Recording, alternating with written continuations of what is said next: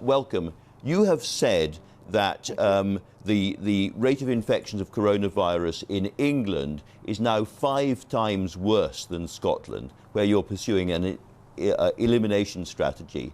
And yet you're not yet pressing the button on making people from England coming into Scotland quarantine. Why not? I've said we will keep all of these things under review. I set out in Parliament just on Thursday that our biggest risk, or certainly one of our biggest risks over the next few weeks, as we have driven levels of the virus to very low levels in Scotland, is the risk of importation into the country. Now, that's why we've taken a very cautious decision about international quarantine, and this is not a position I relish being in. It also means that we have to take a very close look at making sure that we are not seeing the virus come in from other parts of the UK. That's not political, it's not constitutional, it's just taking a similar view to countries across the world in terms of protecting populations from the risk of the virus. So it's not something we have decided to do at this stage. It's not something I'm immediately planning to do, but I will take decisions the best I can to protect the health of Scotland and to take that absolutely from a public health perspective. So what are you looking at in a public health perspective? Are you waiting to see if there is a further increase in infection levels in England? And if that is the case, and you decide to ask people from England coming into Scotland to quarantine, how do you do that practically?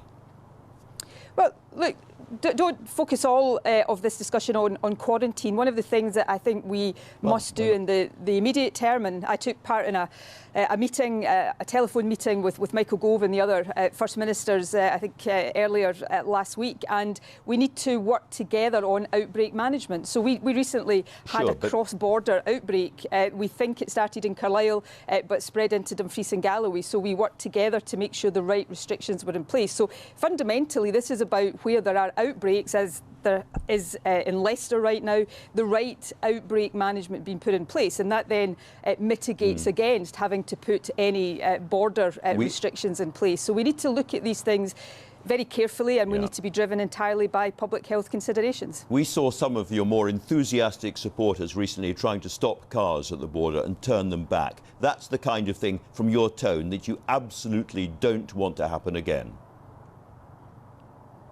Absolutely not. This is not about saying to people in England they're not welcome in Scotland. Of course, people in England are welcome in Scotland. Lots of people from England live in Scotland and vice versa. This is not about politics. It's not about a constitutional agenda.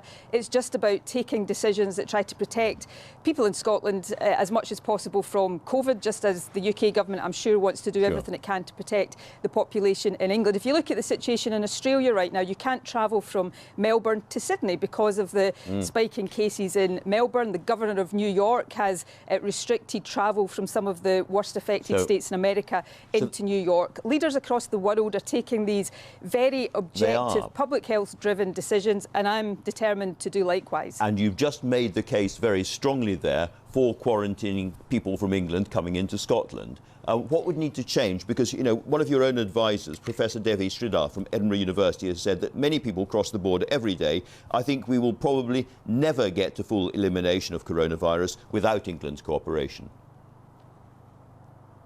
Well, I'd like to see the UK government be more explicit that it was trying to get to levels of coronavirus that was virtually elimination levels, but that's decisions for the Prime Minister and the UK government to take. These are not decisions I will take lightly, but they're equally not decisions I will shy away from. We need to be sure that any outbreaks in England are being properly managed, just as England will want to be sure that any outbreaks in Scotland are being properly managed. It's when there isn't that confidence that the concern about possible importation would grow. So we're looking very carefully at cases in Scotland. We had an increase in cases on Friday, which then reduced again yesterday. So we're looking literally case by case right now to make sure we're doing everything necessary. There is a concern. I mean, I noted the number of deaths in the UK yesterday was 148. I think 147 of those were in England alone. So, you know, we look at all of this very carefully, and I will continue to take whatever decisions I and my colleagues in the Scottish Government judge are necessary to keep the levels of this virus as low as possible. But we have the most significant easing of lockdown in Scotland ahead of us this week. So the fundamental primary responsibility to keep the virus low in Scotland is on the shoulders of all of us in Scotland to do the right things about face coverings and avoiding crowded places, cleaning our hands, keeping 2 metres distance and following the advice to self-isolate and get tested if we have symptoms. And Nicola Sturgeon, I mentioned Edinburgh University a moment ago. They also did a study which suggested that had Scotland introduced a lockdown just a week earlier, 2,000 lives could have been saved. With hindsight, I know it's a wonderful thing and all that, but with hindsight, do you think it was a mistake not to lock down earlier, knowing what you know now? Look, I don't know that for sure because we're focused on managing this crisis day by day, trying to learn as we go. I've been pretty open and upfront all along. Mistakes will have been made. Some of those will have been simple, straightforward mistakes. Others will be about applying knowledge we have now to decisions that were taken then when we didn't have that knowledge. In the fullness of time, we will look back and very critically assess all of the decisions that were taken. That will undoubtedly include the timing of lockdown. Scotland went into lockdown at the same time as the rest of the UK, but arguably that was at an earlier stage in the pandemic curve in Scotland.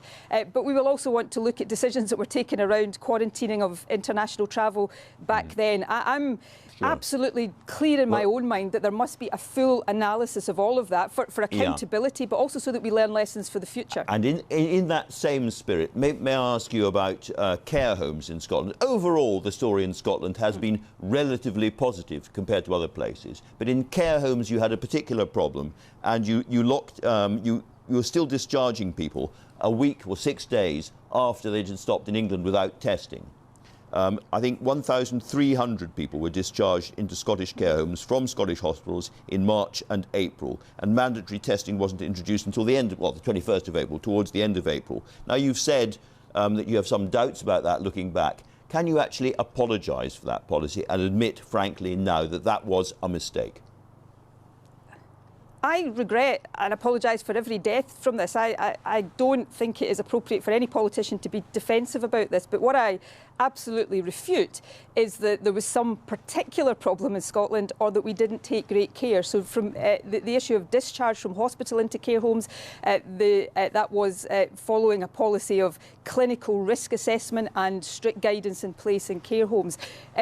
The situation in care homes, not just in Scotland, but across the UK and the world, has been awful, and I will be the first person to concede that. But what I absolutely do not accept is that we have a particular problem. If you look at excess deaths, and I discussed this with you the last time I was on the programme, if you look at excess deaths overall in care homes, they are lower in Scotland than in England, but we ascribe more of them to COVID. So I think more than 70% of excess deaths in care homes in Scotland have been attributed to COVID, where the figure is around 50% in England, which raises the question, what are those excess deaths in England attributable to, if not COVID? So we are recording these, I think, more rigorously rather than having more care home deaths, as some people have been suggesting. I see. Let me turn to the other big announcement of the week, which was Rishi Sunak's announcement on the economic response to COVID. And in the course of that, I'm sure you heard him say, no nationalist can ignore the undeniable truth. This help has only been possible because we are a United Kingdom. And he was talking about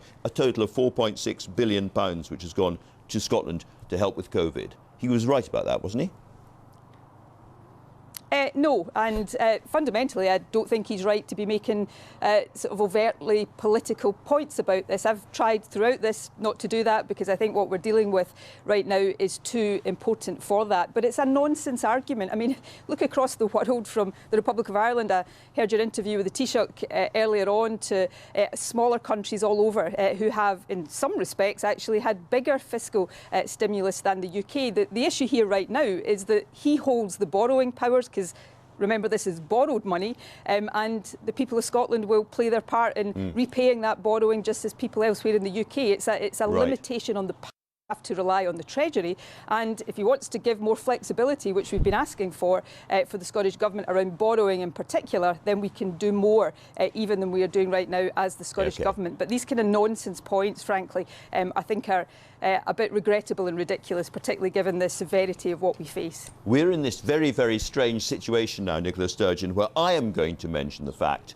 that enthusiasm for independence, according to the polls, is now rising in Scotland, and there is a clear majority for independence, and you don't talk about it.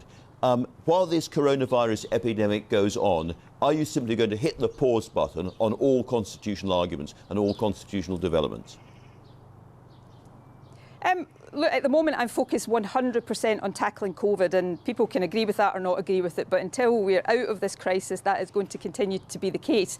I think everybody knows I want Scotland to be independent, but maybe the scenario that you've just outlined there has a lesson in it for my own party. You know, at no point during this have I weighed my decisions on a political basis or on a constitutional basis, but as you say, at a time when I and the SNP have not been talking about independence all the time, but getting on with the job of autonomous decision-making and trying to take the right decisions to get the country through a crisis, support for independence appears to have increased. So maybe there's a bit of a lesson in there about show, not tell. So who knows? So it does sound as if no more talk about the next referendum, maybe for the rest of this year at least. Look, as long as I need to be focusing on the coronavirus crisis and the economic legacy of that crisis, that is going to have my 100% focus. I haven't changed my view on independence. I think Scotland would be much better off as an independent country. I want to see Scotland become an independent country.